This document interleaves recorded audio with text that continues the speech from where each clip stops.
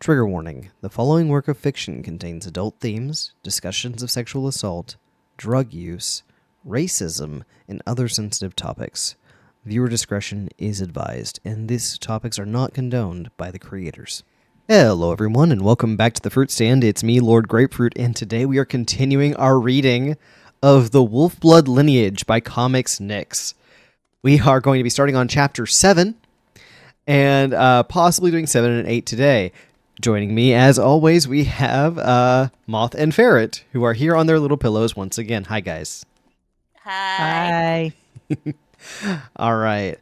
Well, the fire is going. There's a storm outside, and you know what that means. Let me get the projector ready.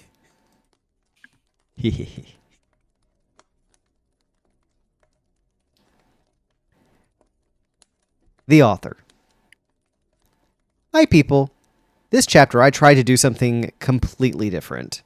It's actually more of a character study kind of chapter where all the crazy cool stunts Foxy's doing are pull apart from a moment, and we get a deep look into the character's motivations and inner turmoils. It's a kind of thing I like a lot to do because it can really develop the characters in ways we never thought were possible. Possible. And it's very hard to do action scenes, so no action scenes here, just to relax. But that doesn't mean there will be no creepy or tense things. No. This chapter is hard-boiled as heel, so be warned, not for faint of heart. Enjoy! The Wolf-Blood Lineage. Every single author's note gives me a stroke. Yeah, this one was actually one of the best written ones in the entire series. Heel. Not for the faint of heart. Enjoy! The Wolf-Blood Lineage, Chapter 7. The Love Tenses That Arrive. The chopper is flying in the air, and Oxy, Luna, and Snape are there in the chopper with Carl Johnson, Luna's cousin. So, says Foxy to Carl, you are Luna's Quizion, ain't it? Yup, m'lady. And Carl kisses Foxy's hand while he pilots the chopper. What a gentleman. And Foxy's heart throbs like a river of magma under poultry-filled barns of Greek gods' breasts. Carl feels the same, because he never saw such a woman so beautiful and intelligent in all of his crime life before.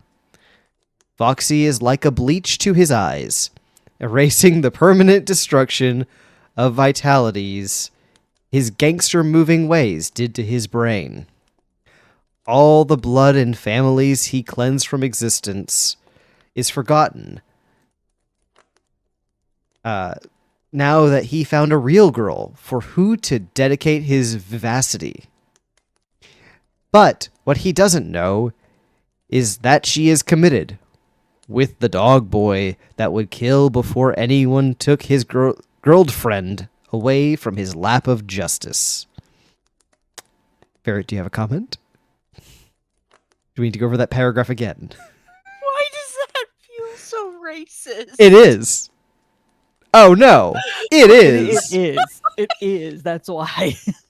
Sorry, did you think we were not going to get something exceptionally racist with Carl Johnson, Luna's black cousin? Have we not discussed how horrible it gets? I put warnings at the beginning of these.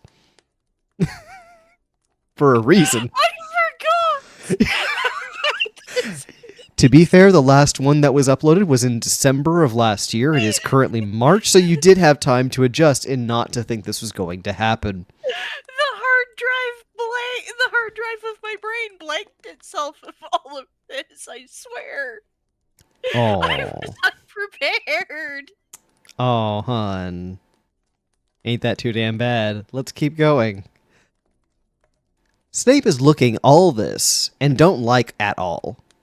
Foxy really hit his hard in the heart department.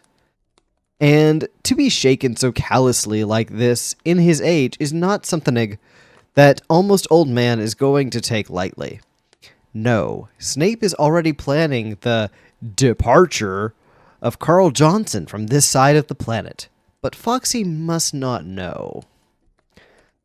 So, Mr. Johnson asks voluptuously Foxy, what your business are there in America? My business... No, not like this. Yo, you walled lick to now see ideal most with cars and stoof blowing up in hella fashion. You see it? Stoof crude into place. And I bout care my homies, you know. They stay in place and see thing for Carl here. We're gonna run that one again. I'm just saying it now. My busness.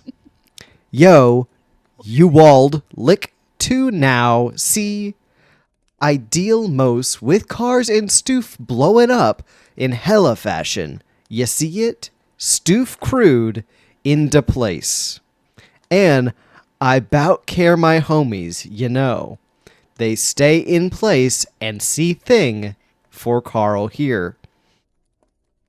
Does anybody else smell burnt toast?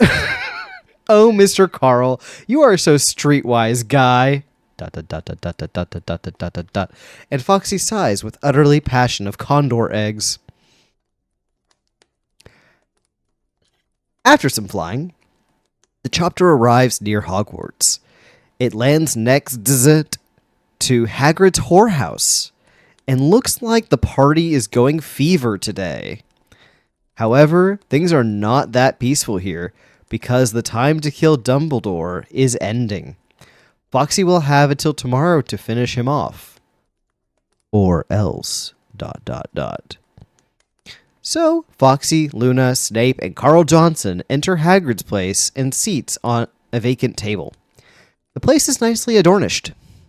It has possessive skulls of elephants on the walls, carpets made of pussy cats, and the air is filled with the fine flavor of pot mixed with cinnamon juice.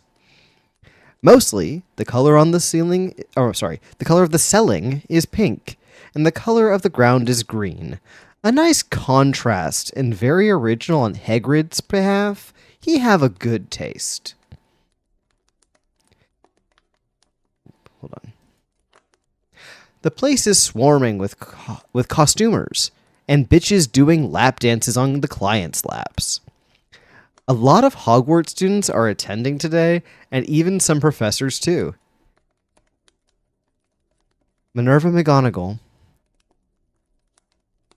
is seating at one corner where Neville Longbottom is lap dancing on her. He wears a leopard loincloth, and his penis is very flaccid, because McGonagall's features don't excite his animal mojo. However, the cash is nice, so he keeps rubbing his ass on her face, and she feeds him well. She feeds him with her well-profited money. It's very strange what some costumers asks to lap dancers. Minerva demand that Neville farted on her nose, as if this is such an easy thing to do.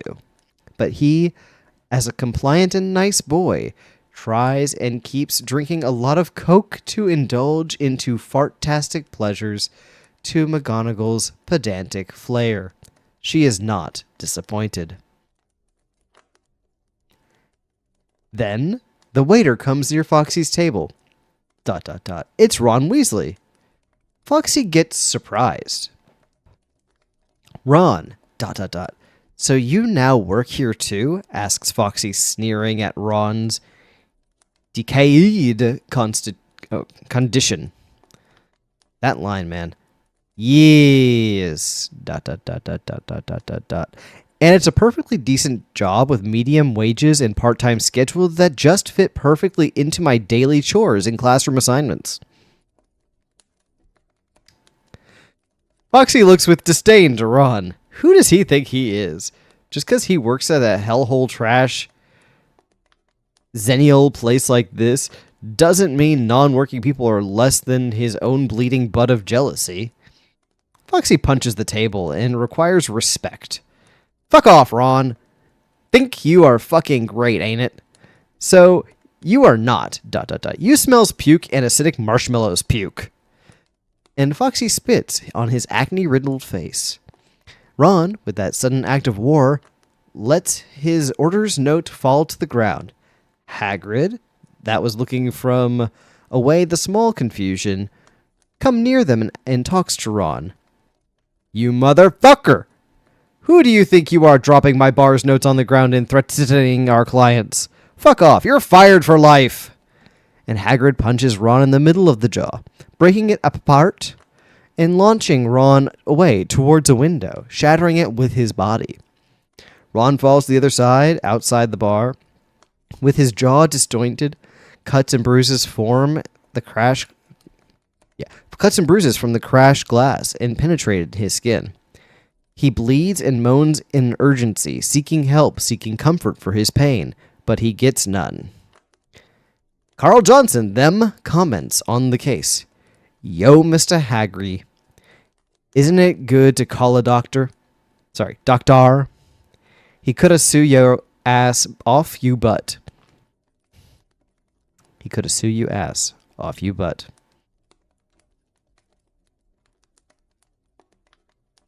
Don't be afraid, my fellow dude. ...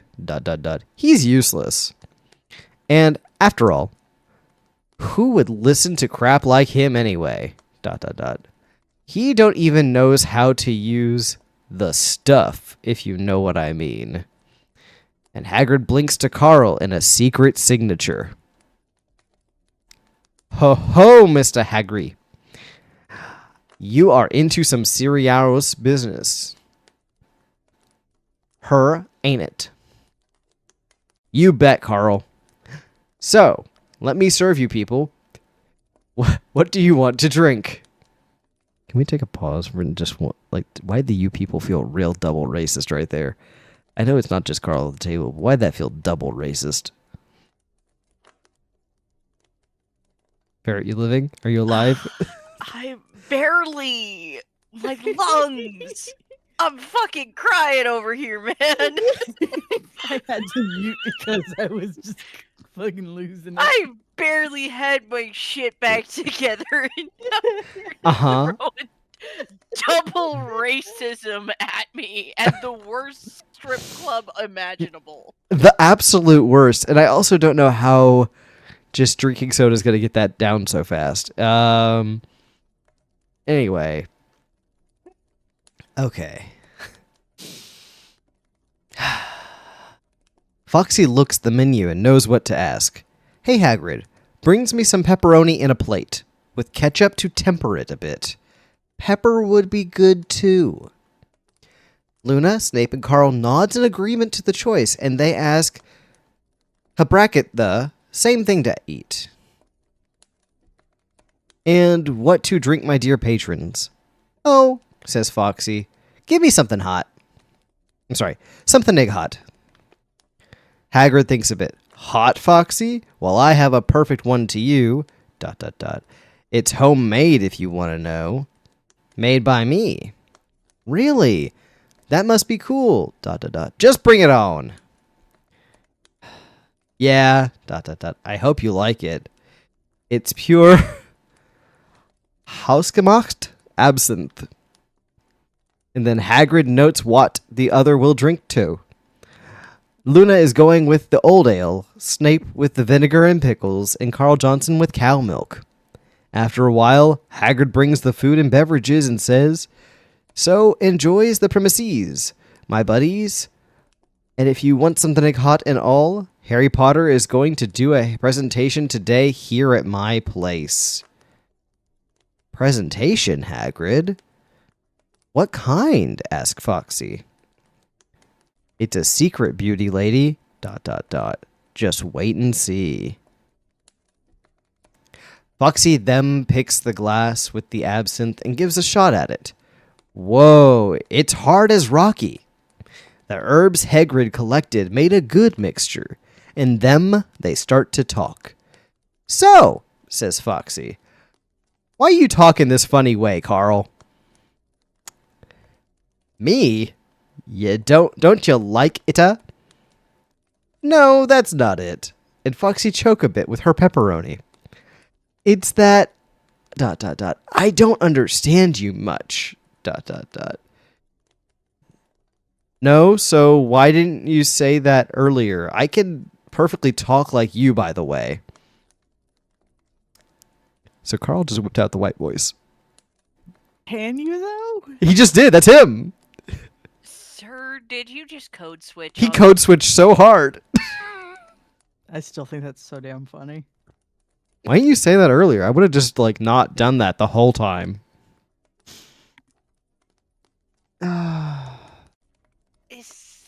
Is the racism? Sure is. Sure, in fact, is. Foxy get a bit confused. If you can, why do you talk like you have penis and chewed hamster balls in your mouth? Carl laughs and answers, ha ha ha ha. It's that my homies actually press my butt off to talk like that. To them, if you don't slang, you don't is from the hood. To them, if you don't slang, you don't is from the hood. You don't is from. Yo, don't is from the hood. You don't is. From the hood. Chopter. Chopter. Foxy laughs too and grabs Carl's hand while laughing. Snape looks unpleasured at it. How outrageous. He is a professor, but Foxy have to grab the criminal mind's hand there? His nerves are at a point of collapse. Luna perceives Snape's hate against Foxy and Carl's affection and tries to appease Snape's guts feelings. So, Professor, says Luna, putting her delicate hand on Snape's left thigh, how's the weather? The weather? How could I know? I'm not a meteorologist, says Snape, annoyed with Luna's hand on his body. Interesting. ... So, ... If you were a meteorologist, would you talk about weather with me? Says Luna with an increasingly Epicurean and libidinous voice tone. What? Why are you interested in the weather all of a sudden? Why, you ask? I don't know. ... Maybe the rain could befall onto different lands, you know. When the Zulu king is conquering spring, time-filled lands, it's time the Dark Ones seek out a vacant place to park his hardwood wand. ... And Luna blinks her greenish, fruitful eyes to the pale-skinned Slytherin fellow, trying to convey the matured message all over the convoluted airwaves of passion and lust filling the air. She then starts to lick her lips, twirling her tongue all over her lips, moistening it to show how watery lady her body can become to the non-patient's covert man. We're going to take another run at that one, which is she then starts to lick her lips, twirling her tongue all over her lips, moistening it to show how watery lady her body can become to the non-patient's covert man. I'm just imagining she's got like those the fish and SpongeBob with the tongue. That's all I'm imagining. I need to share that with everyone here. Yeah, Ferret, just like that. Thank you for the GIF and the no verbal confirmation, so it's just me talking to myself. I love that.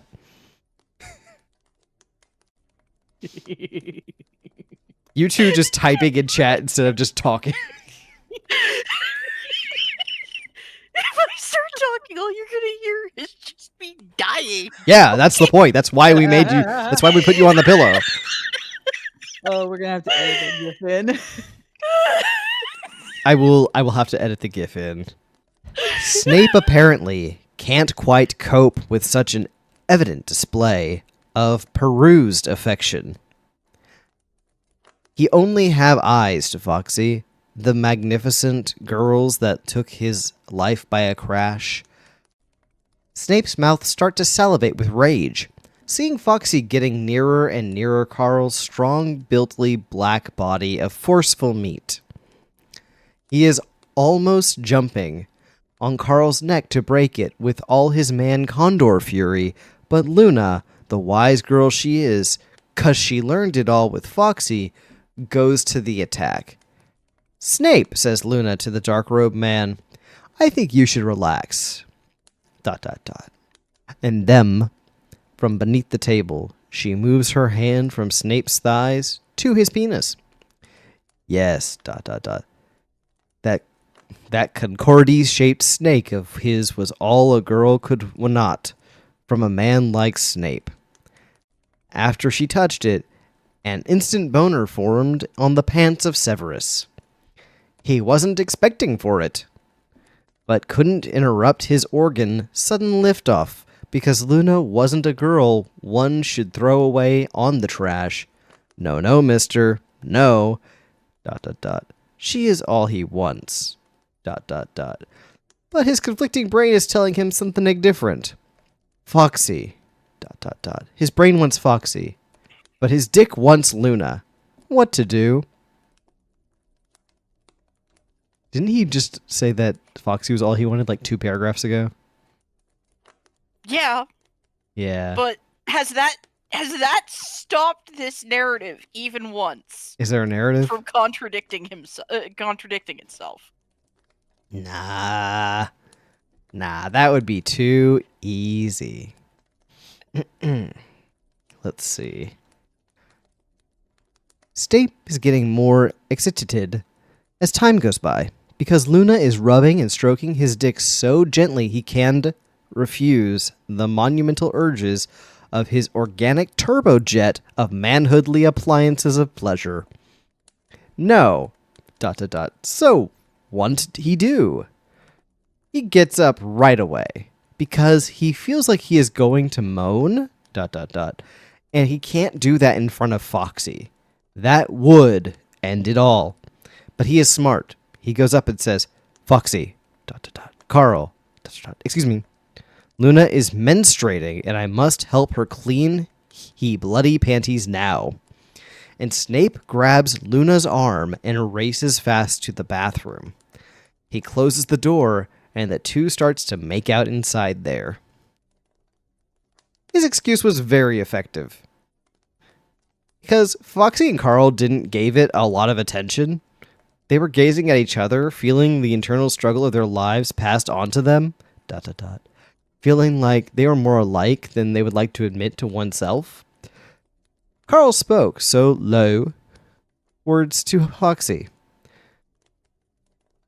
"Foxy, my dear, you are the shining moon over the lake Titicaca. The flames that spill of your Montezuma's volcano's heart fries, the rocks of preclusion inside my so unadorned and forsaken chest of sacred atrocities. There is more than a single pulsating star in the sky that testifies my uncharted and lusterless love for your bony and calcium figure of anguish, of desire, of lust, and marrowed love. Please accept me as your coronary leader, protecting the veins of your ticker with my own bosom of delinquent iniquity." And Carl Johnson falls to his knees, begging for love that's so lonely in the Sky Star Princess Mecha Wolf. Gotta do that one again. "Foxy, my dear, ... You are the shining moon over my Lake Titicaca. The flames that spill of your Montezuma's volcano's heart fries the rocks of preclusion inside my so unadorned and forsaken chest of sacred atrocities. There is more than a single pulsating star in the sky that testifies my uncharted and lusterless love for your bony and calcium figure of anguish, of desire, of lust, and marrowed love. Please accept me as your coronary leader, protecting the veins of your ticker with my own bosom of delinquent iniquity." and Carl Johnson fall on his knees, begging for the love of that so lonely in the lonely in the sky star princess Mecha Wolf. Put down the thesaurus. Every sentence of this fic is a 5-hit combo. What the fuck? That one's a really good one, too, because most of it's spelled correctly. Like, other than Shining, honestly, like, the majority of that is in, like, there is clearly a thought that is happening in, like, each sentence, but they're all different thoughts in different sentences.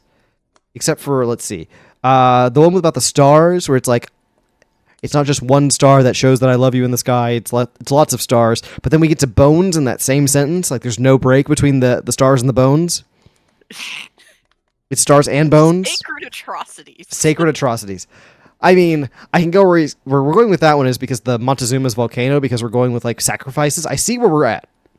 There is actually a line of logic, strangely enough, between that one. I know where we're going.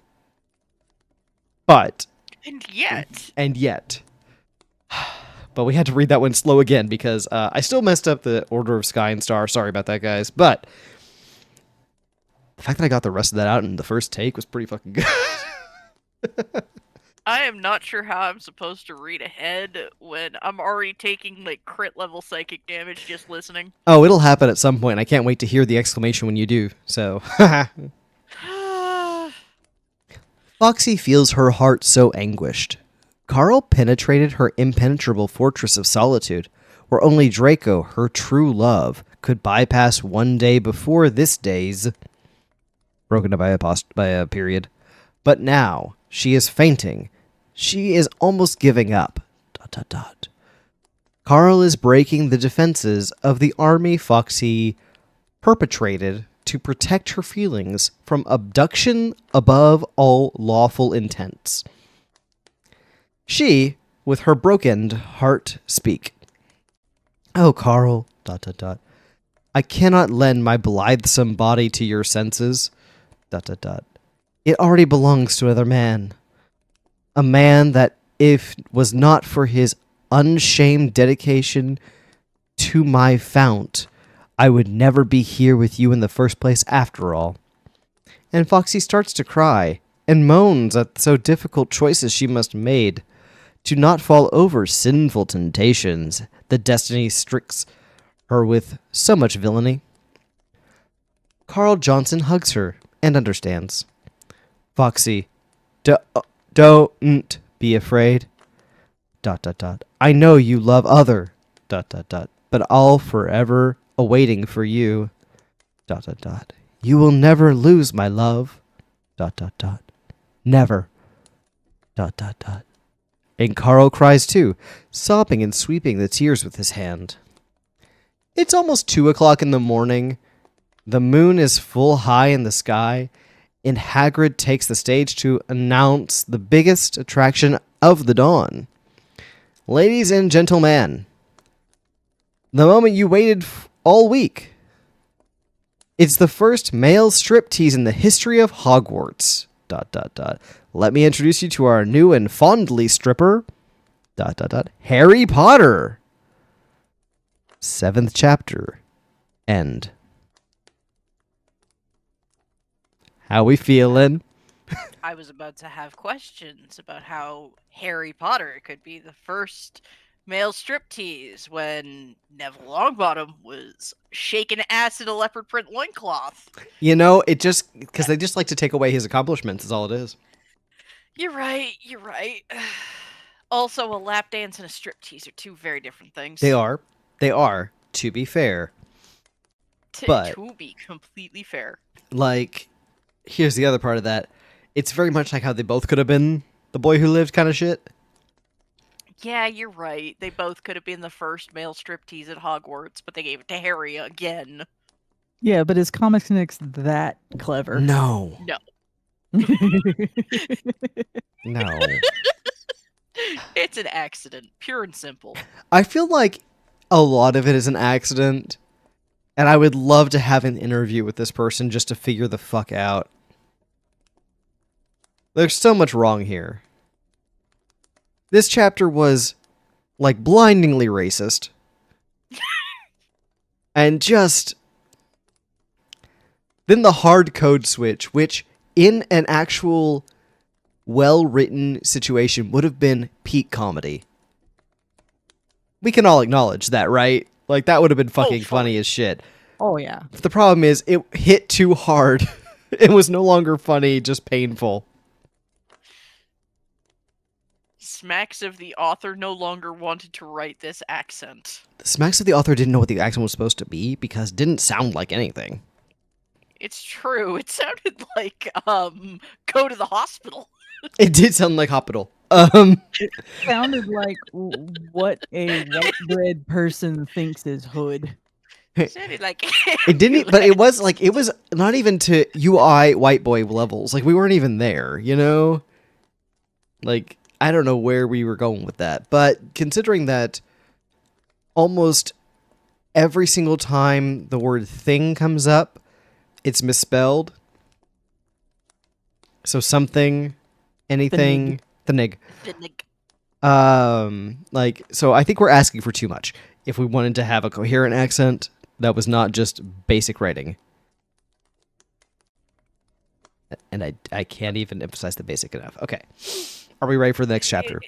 It's like hood accent run through Google Translate, except Google Translate is just ComicsNix's inability to spell.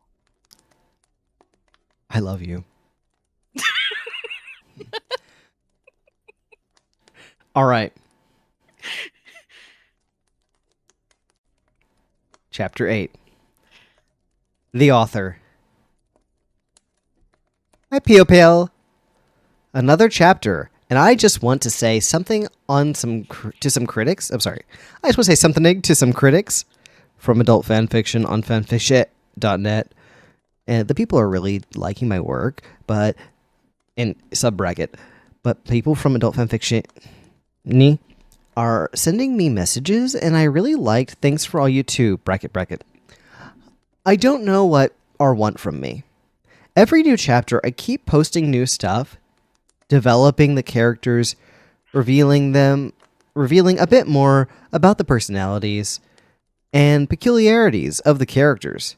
The mecha wolf blood is revealing itself more and more, but people say I don't write well. I think these critics aren't really reaching the upper level chapters. That's what I think. I don't want to fight, but the thing is, you must read the good stuff before criticizing the entirety of the work. They read the first week chapter and say it's all banned and all that.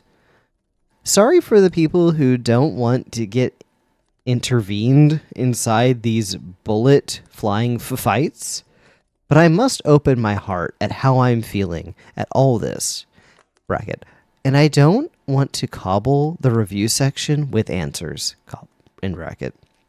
No, I will not cease and desist. This is the project of my life, and I'm going till the M.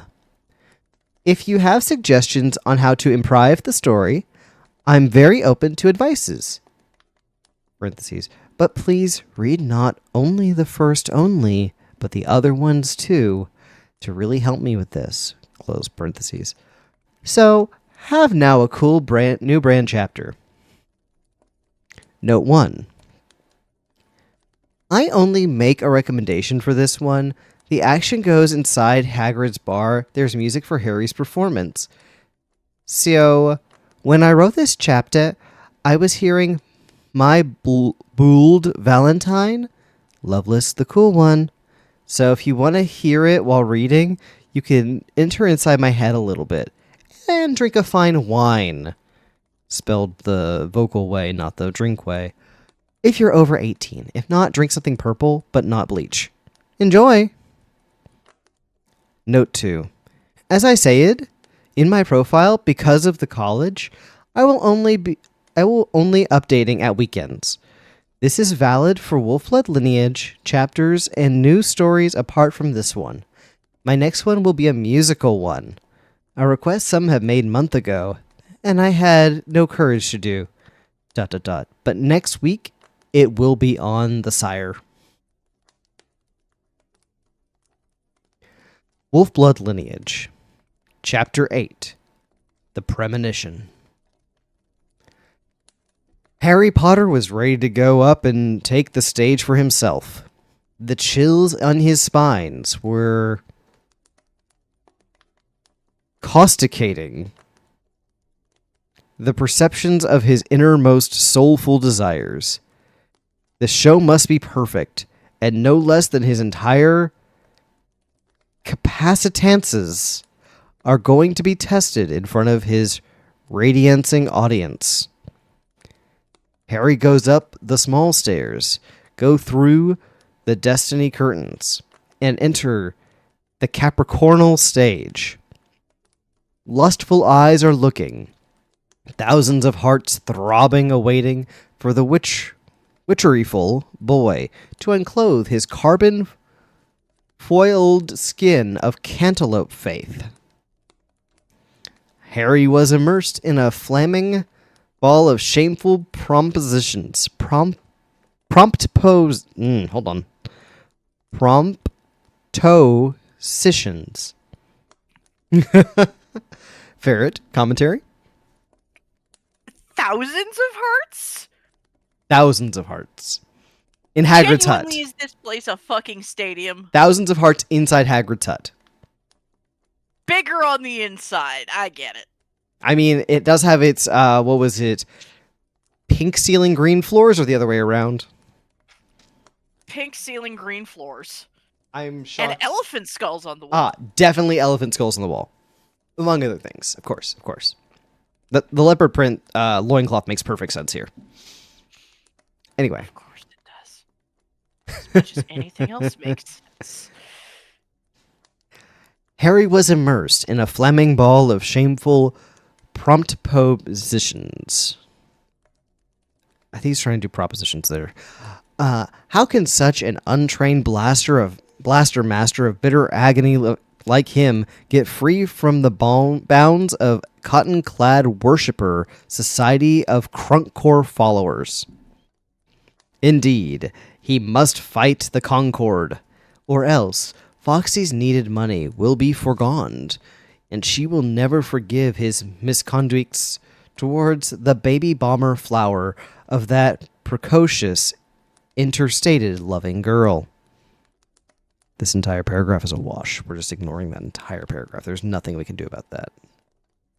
Like, we started out strong with Harry goes up the small stairs, go through the destiny curtains, and enter the Capricornal stage. We were going really good for there. It's right after Hearts, really. Everything just starts going way fucking wild. I do like Cantaloupe Faith, though. Cantaloupe Faith was fun. That was a good sidetrack for a second. I thought we were gonna get back on track, but no, I don't think so. I think that entire paragraph. I'm gonna get it off screen. Actually, let's just get it. Yeah, there we go. Okay. So, Harry moved to the center of the stage. The corned eyes waiting. Harry looks up, sees stroboscopic pinky lights washing his ready-to-dance corpse. To the right, a long and metallic rod. It's the pole dancing apparatus that will be put to use this tonight. Hagrid was very liking his new acquisition for the whorehouse. It's a very fine handmade phallic lust concerned structure that will guarantee much cash in his pockets. Yeah, the business is expanding, and he plans to build franchises all over the countryside of England next week. But for now, he just want to see the Bodie Pager Potter and his bodacious body of affection and fleshy, tasty flavor. But Hagrid's not gay. Not that there's anything wrong with that. Not gay. Not that there's anything wrong with that. So, Harry Potter is almost ready, but he is worried. How can his frail, unabused corpse can strip dance and pole swing at the same mournful time? The skills among his fingers are coconuts at best. And without mantra preparations, it's It's possible to cause a good impression at the paying wizardy costumers. The skills among his fingers are coconuts, at coconuts. best. At best. What? I read ahead. I told you that you would. I told you. I warned you. I said if I put it on screen, you're going to read ahead. I regret everything. Ah. Just read. Well, we're about to find out. Foxy, that was with Carl Johnson, CJ, at a table, saw the merciless blush of primal contortions of undecided liberating bones on Harry's pale, crushed face of unrealized, chilled expectations. So she goes there at stage front and calls Harry to offer comfort and peace. "What a you doing, motherfucked? Go there now and shake your humps, or I'll drill your ass with my newly acquired rock-grinding dick." Harry falls on the stage's grounding, appalled with the counsels of that flowery girl. Counsels of that flowery girl. Yes, he must go. The fate of Hogwarts depends on his apologetic performance. So, Harry approaches the pole medal. He rubs it, felling the pilgrim texture of that cylindrical phallus. Harry thinks to himself, "Oh, if I knew this sensation was good, I would pole myself earlier in my life." Harry's buttocks are contradicting in excitation and love with that titanic rod. He rubs it harder and then laces it with his right leg. It's oddly coldly. It's freezing my skin. ... But ... So ...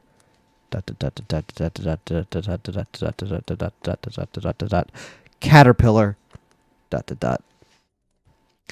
Harry's pubic hair are dancing like pink flamingos copulating at the hooligans' booze party.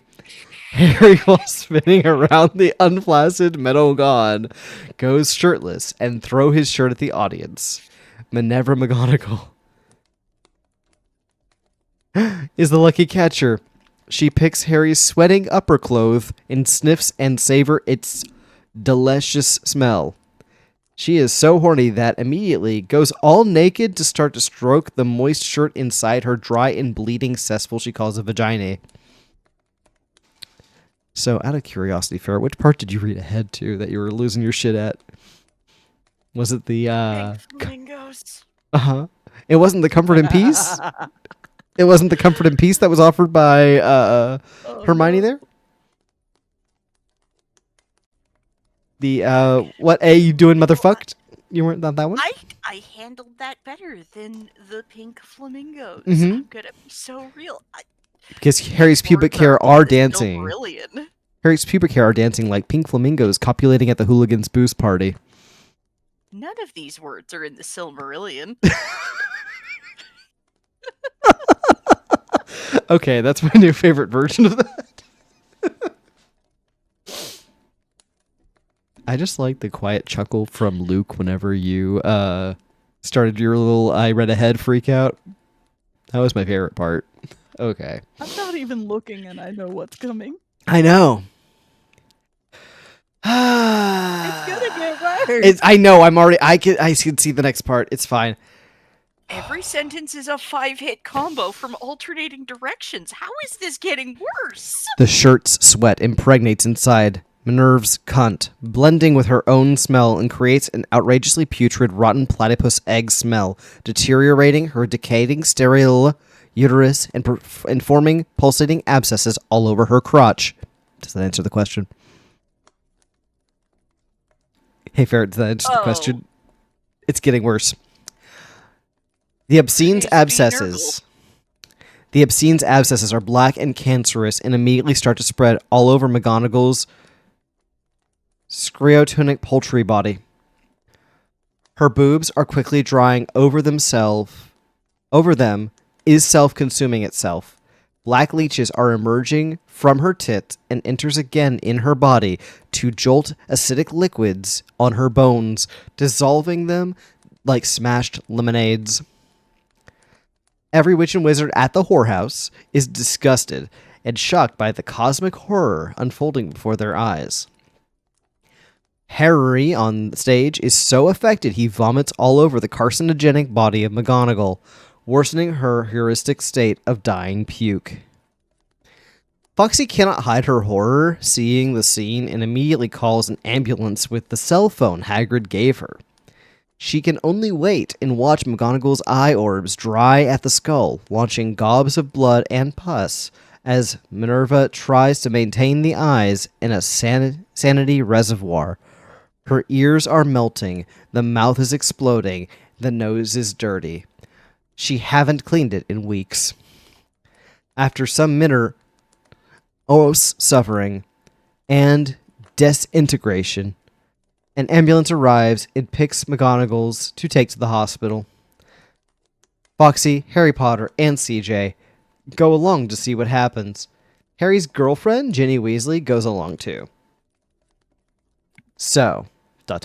at the ambulance, the paramedic goes to examine Minerva decomposing dying corpse. Harry asks, "What is it?" "So, Mr. Medic, ... what's up with the old chick?" The paramedic analyzes Minerva's scarred foreskin and gives preliminary analysis. "Mr. Potter, I think Auntie Minerva has been infected by some hallucinogenic pathological subject. We must wait the doctor's opinion." So the ambulance rushes through the transit at 2 o'clock in the morning, spelled in the funereal way and not the time of day, and finally reaches the hospital. Fast and steadily, Minerva is conducted to the observation room, and Foxy, Harry, and Jenny are accompanying the operation. While the surgeon does the surgery, Foxy asks the condition. "So, Mr. Surgeon, will she live?" Oh, sorry. "So, Mr. Surgeon, ... she will live?" Foxy answers the neighborly doctor. "I don't even know if Minerva is still alive. ... But..." And the doctor continues the surgical procedures. Foxy sweats a bit, moistening the ground of the surgical room. So while the doctor operates on Minerva, Foxy asks questions / Harry. I also want to just point out, if you don't know if she's alive, you're a bad doctor. That's bad doctoring. I think the basic is the patient alive? That's like the first thing you check for. Yeah, first thing you check for, because why would you be doing surgery if she did? That's just autopsy with extra steps. And also, they're in the room. There's sweat on the floor. There's sweat on the floor. Why are they in the room? I thought they were in observation, like they were in like the gallery. They're not in the gallery. They're in the room. They can talk to the surgeon. You know when someone just casually strolls up to your surgeon while you're on the table and just talks to him? I don't think ComicsNix knows anything about what happens at a hospital. They're like the comment about like having in like the observation gallery, that did make sense for like a second until we started talking to the surgeon. I'm not going to. Nope. Mhm. Nope. Uh-huh. There's no logic here. There's Uh-huh. none. Uh-huh. Mm-hmm. I'm just going to imagine one of those ye olde open pit surgical theaters. That tracks. All right. Harry, ... I really liked what you did to me today there on stage, ... You proved you wanted to go to the end of time to help me sense of self-identity. That's not a question. Hagari gets very embarrassed, but Jenny needs his buttocks, so he gets a bit calm.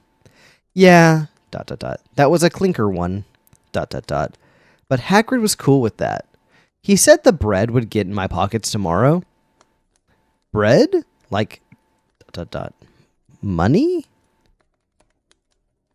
Jake, ... It's that I rediscovered Elvis recently. Okay, hold on. I didn't knew you liked Elvis. ... Neither do I. ... But ... Somehow ...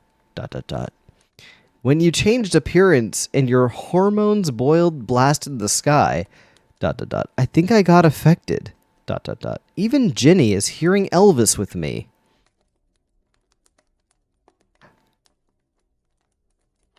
Ginny slaps Harry on the face. Was that jitterbug chick? Asks confused Harry. Never say again I listened to Elvis, answered infuriated Ginny. Even the sunflower on her hair spits on Harry's perception of her tastes. Stop right there, you popsicle stick. Didn't you know shitty hippie bands own a fucking lot to the king? Owns nothing. Janice would have sing the same if Elvis Pugsley haven't existed. Even better if you ask me. So you say, little honey. It seems all your greenery diet is sack-butting your pea-shaped brain. I don't know I don't know who Jake is. I'm going to be completely real with you. I don't know who Jake is here. But we're going to keep going because the argument about Elvis in the middle of the surgical theater is happening. So, what the? You must be blitzed, Harry. ... Let's boogie down this behavior. ... Here. ... Have this one. ... It's from a golden harvest.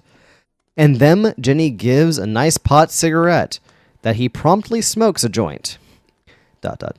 To feel the swing and forget the clash of generations. The surgeon doctor smells the pot fumes and look at the corner of the room where the boys are waiting. Hey, you freaks! ... Don't you know it's forbidden to smoke inside the hospital? Harry immediately feels bad for his attitude. The doctor approaches Harry to pull off the cigarette from Harry's hand. The doctor then put it to his own lips and starts to smoke the weed. Okay. ... Now stay quiet while I fix your bloated teacher here. So, just to recap what just happened. They're in the surgical theater. Hermione is sweating all over the floor. McGonagall's on the table. They don't know if she's alive. They had a brief argument about Elvis between Harry and Ginny. And now the doctor, with the hands he's using to perform surgery, is smoking pot. Any questions so far? Sounds reasonable. Mm-hmm, mm-hmm. I'm gonna be so real. Doctors deserve to smoke pot. Their jobs are very stressful. Yeah, but you should have it on like one of those old-timey cigarette holders so that someone else can give it to them if they need to do it while they're in the middle of surgery. So true, It's though. still bad, but that's like better than using the hands. Still not good. Anyway. Not great. Okay. ... Now stay quiet while I fix your bloated teacher here. Foxy don't get intimidated by the porky doctor and continues to talk. Hey, Harry. ... What about our plans to kill Dumble? ... You know who... ... So... ... I asked CJ first, and some homies from his neighborhood will help with the attack. But CJ says he must acknowledge Hogwarts first. Harry's a bit sad with the lost weed, ... but answers nonetheless. I see. ... I think we need to put CJ inside Hogwarts. ... As a student. What? Isn't he a bit older to study witchery anymore? Nah. ... We fake his identity and bribe the Sorting Hat. The phase of the plan will be easy. ... The problem is how we will attack Dumble... ... Yapunohu. Foxy scratches her head for a while. Probably the best way to blows up Dumbledore's ass is a full frontal attack. Because Dumbledore will never expect someone attacking him in front of his eyes. As a smart and resourceful guy he is, he probably have all kinds of countermeasures against plans of attack. but one he don't have is against a no-plan attack. If you attack him without a plan, he have no anti-measure, because you have no plan to him counter attack you. And that's the secret poker card Foxy is hiding inside her fast, smart Mecha Wolf brain. I heard giggles. Probably. I mean, that is very, if I don't know where I'm going, neither does the nurse. To clarify, we're talking about Dead by Daylight. Because we're also in a surgical theater right now, Ferret. So you gotta remember that. We're having this entire conversation. You're expecting me to remember the details of a ComicsNix fic. Yes. Yes, I am. There will be You a are quiz expecting later. a lot. Haha, there's gonna be a quiz later. And I'm gonna fail. Don't worry. You have Luke on your side. He knows all of it. Oh, it's an open book test. Basically, if you use one of us, it is. So I'm a book now? I mean, in the ComicsNix universe, there's worse things to be called. This is fucking true. I'll take it. We talk about that later, Foxy, ... says Ginny, ... But say something to me, ... What do you think about ... open relationships? Foxy gets confused. Open relationship? Like a wife letting the husband fuck a whore? More or less that. You see... I thinks you're very attractive. ... Wouldn't you like to do a threesome with me and Harry tomorrow at Hagrid's place? Harry gets so shocked he falls on the ground and his nose spills gallons of blood. What? What are you thinking, Jenny? You want to fornicate with my best friend, want me to participate, and don't even ask me first? You're an insane chick. What a square you are, Harry, says Jenny. Slow down your pompadour. Let the groovy waves take you with the marshmallows.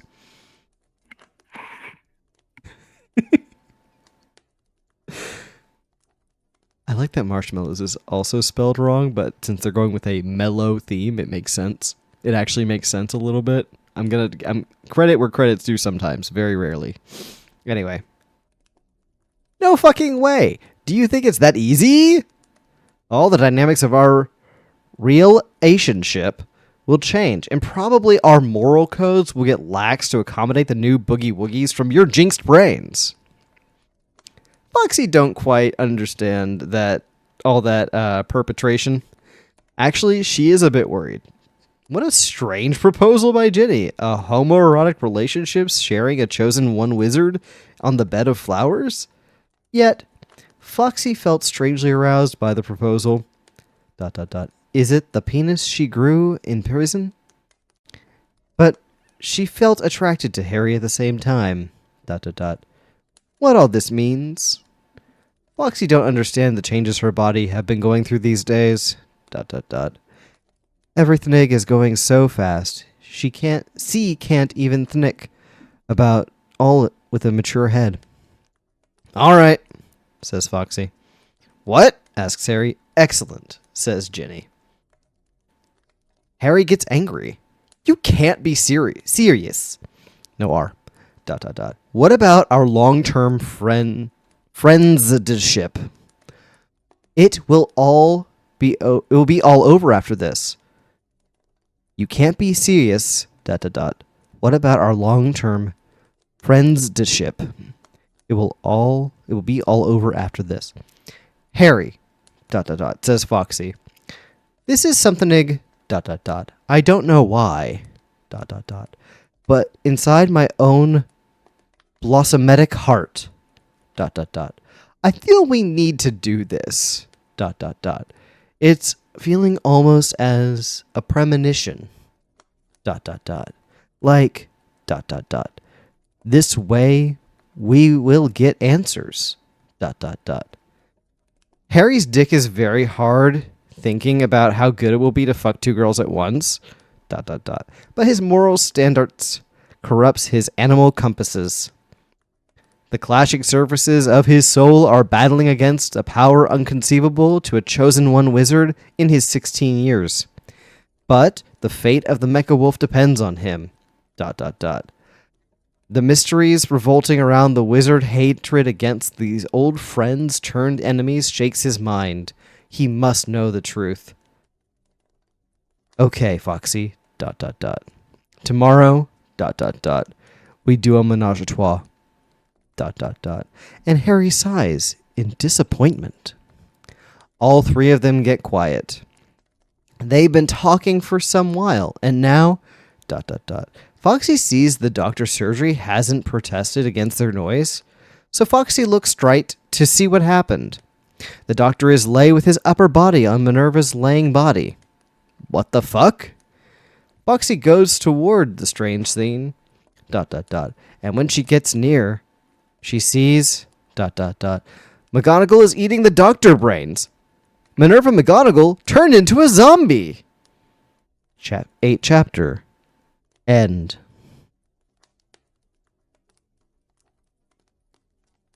Why was that the least surprising twist this fic could have taken? I mean, it'd be like that. I'm just grateful I'm not the only one taking psychic damage this time around. I know, right? I feel like I'm I've been almost immune taking to it. psychic damage the entire time, the entire way through. Great, isn't it? I like that it took a full break in chapters to remember that she had grown a penis in prison. Right? I honestly forgot about that part. I mean, I remembered I it. forgot she went to prison. Oh, how did Carl Johnson break them out? With his helicopter. Remember? Helicopter. With his helicopter. They were in the chopper at the beginning of the last chapter. I mean, come on. The chopper. The chopper. That Carl Johnson was piloting while also shooting a rocket launcher bazooka and also kissing her hand. Good grief. Uh-huh. And now Harry's going to have a hell of a surprise tomorrow, unless this penis situation gets resolved.